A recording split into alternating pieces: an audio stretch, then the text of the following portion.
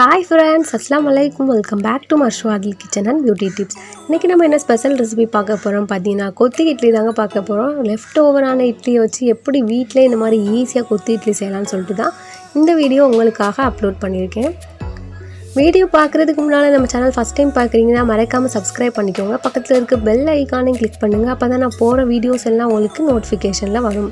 Video பிடிச்சிருந்துச்சுன்னா like பண்ணுங்க, உங்க ஃப்ரெண்ட்ஸ்க்குலாம் ஷேர் பண்ணுங்க. நீங்களும் இந்த ரெசிபியை ட்ரை பண்ணிட்டு எப்படி இருக்குன்னு சொல்லி மறக்காமல் கமெண்ட் பாக்ஸில் உங்கள் கமெண்ட் சொல்லுங்கள். இப்போ வாங்க நம்ம வீடியோக்குள்ளே போகலாம். கொத்தி இட்லி செய்கிறதுக்கு தேவையான பொருள்லாம் பார்த்துக்கலாங்க. 100 கிராம் சின்ன வெங்காயம், 2 பழமான தக்காளி, 1 கைப்பிடி அளவு கருவேப்பிலை, 2 எக் எடுத்துக்கோங்க, 2 table spoon chilli powder, 2 table spoon cornflour மாவு, 1 டேபிள் ஸ்பூன் ஜீரகத்தூள், 1 டேபிள் ஸ்பூன் மஞ்சள் தூள், 1 டேபிள் ஸ்பூன் கரம் மசாலா. இதாங்க தேவையான பொருள். அப்புறமா ஆயில், சால்ட், இது மட்டும் வச்சு தாங்க நம்ம இன்றைக்கி கொத்தி இட்லி செய்ய போகிறோம். இன்றைக்கி பார்த்திங்கன்னா கொத்தி இட்லி செய்கிறதுக்கு நான் வந்து 4 இட்லி எடுத்துருக்கேங்க. இது பார்த்திங்கன்னா இப்போ தான் ரெடி பண்ண ஃப்ரெஷ்ஷான இட்லி இல்லைங்க, சாப்பிட்டு மீதமான இட்லியில் தான் நான் இன்றைக்கி கொத்தி இட்லி செய்ய போகிறேன். இந்த மாதிரி இட்லியை வந்து கைட்டே வந்து ஊற்றி எடுத்துக்கலாம். நெக்ஸ்ட்டு ஸ்டவ் ஆன் பண்ணிட்டு அதில் ஒரு கடாயை வச்சுக்கோங்க. அதில் ஒரு 5 டேபிள் ஸ்பூன் ஆயில் சேர்த்துக்கோங்க. இன்றைக்கி பார்த்திங்கன்னா நான் கடலெண்ணெய் தாங்க சேர்த்துருக்கேன். கடலெண்ணெயில் கொத்தி இட்லி செய்யும்போது ரொம்பவே டேஸ்ட்டாக இருக்குங்க. ஸோ நீங்களும் ட்ரை பண்ணி பாருங்கள். எண்ணெய் ஹீட் ஆனதை நம்ம கட் பண்ணி வச்சுருக்க ஆனியன் இதோட சேர்த்துடலாம். நெக்ஸ்ட்டு வந்து தக்காளி சேர்த்துக்கோங்க. சேர்த்துட்டு நல்லா ஃப்ரை பண்ணி எடுத்துக்கலாங்க. அப்புறமா தேவையான அளவு சால்ட் சேர்த்துக்கோங்க. நெக்ஸ்ட் என்னென்னு பார்த்தீங்கன்னா நம்ம எடுத்து வச்சுருந்த இஞ்சி பூண்டு வந்து நம்ம மிக்ஸி ஜாரில் சேர்த்துட்டு நல்லா பிளெண்ட் பண்ணி எடுத்துக்கலாங்க. இன்றைக்கி நான் வந்து 5 பல் பூண்டு, ஒரு 3 துண்டு சின்ன துண்டு இஞ்சி வந்து தோல் சீவிட்டு கழுவி எடுத்து வச்சுருந்தேங்க. ஸோ அதை மிக்ஸி ஜாரில் சேர்த்து பிளெண்ட் பண்ணி எடுத்துக்கிற போகிறேன். இப்போ பார்த்திங்கன்னா தக்காளி வெங்காயம்லாம் சூப்பராக குக் ஆகிடுச்சுங்க. இந்த டைமில் நம்ம இஞ்சி பூண்டு பேஸ்ட்டு சேர்த்துடலாங்க. சேர்த்துட்டு இது நல்லா வந்து நம்ம ஃப்ரை பண்ணி எடுத்துக்கலாங்க.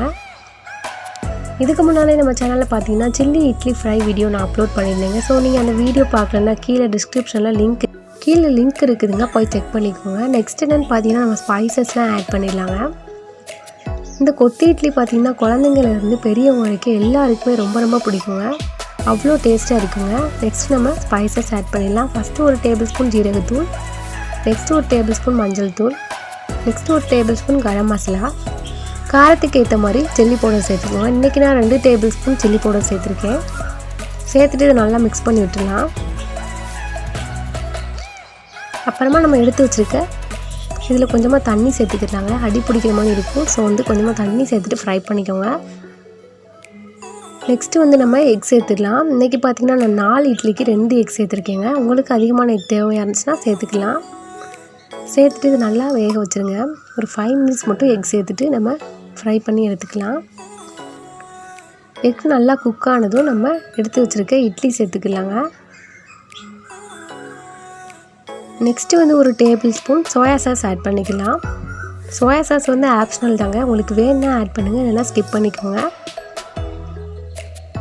இப்போ நான் ஒரு tablespoon soya sauce add பண்ண போகிறேன். ஆட் பண்ணிட்டு இது நல்லா மிக்ஸ் பண்ணி எடுத்துடலாம். நெக்ஸ்ட்டு வந்து நம்ம எடுத்து வச்சுருக்க இட்லி இதோடு சேர்த்துடலாங்க. ரொம்பவே டேஸ்ட்டாக இருக்குங்க இந்த ரெசிபி. மீதமான இட்லியை வேஸ்ட் பண்ணாமல் இந்த மாதிரி செஞ்சு பாருங்கள், எல்லாருக்குமே ரொம்ப பிடிக்கும். இதுக்கு சட்னி சாம்பார் எதுவுமே சாப்பிட தேவையில்லைங்க, சும்மாவே சாப்பிட்லாங்க, அவ்வளோ டேஸ்ட்டாக இருக்குங்க. இந்த டைமில் ஒரு டேபிள் ஸ்பூன் ஆயில் சேர்த்துக்கலாம். ஆயில் சேர்த்தா கொஞ்சம் இட்லி வந்து பக்கத்தில் ஒட்டாமல் நல்லா பூ போல் உதிரியாக இருக்குங்க. ஸோ அதனால் கொஞ்சமாக ஆயில் சேர்த்துக்கோங்க. நெக்ஸ்ட்டு 2 டேபிள் ஸ்பூன் கார்ன்ஃப்ளவர் மாவு எடுத்துருந்தோம், அதையும் இதோடு சேர்த்துடலாம். இட்லி வந்து சாப்பிட்றதுக்கு சாஃப்டாக இருக்குங்க, பக்கத்தில் ஒட்டாமல். ஸோ அதனால் கார்ன்ஃப்ளவர் மாவு சேர்த்துக்கலாம்.